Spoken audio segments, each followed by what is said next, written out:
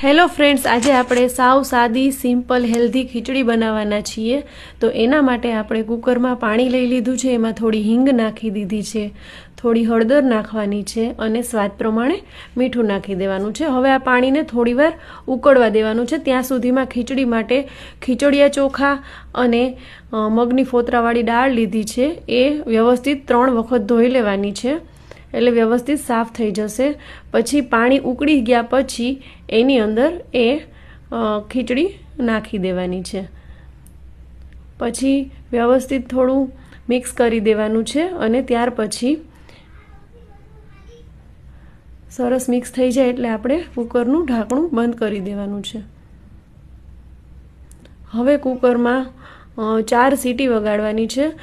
જુઓ, વધારે નાના બાળકો હોય ઘરમાં તો 6 વગાડજો, જેથી વ્યવસ્થિત ખીચડી ચડી જાય। બાળકો બરાબર ચાવે નહીં તો પણ એ લોકોને પચી જાય। તો જુઓ, ખીચડી તૈયાર થઈ ગઈ છે, વ્યવસ્થિત મિક્સ કરી લેવાની છે અને હવે એને આપણે સર્વ કરી લેશું। એમાં ઘી નાખી અને મસ્ત મિક્સ કરી લેવાની છે। એકદમ હેલ્ધી ટેસ્ટી ખીચડી બની જશે, જે હેલ્થ માટે બહુ જ સારી છે। તો આ ખીચડીને જરૂરથી ટ્રાય કરજો। થેન્ક યુ સર, એકદમ ટેસ્ટી બનશે।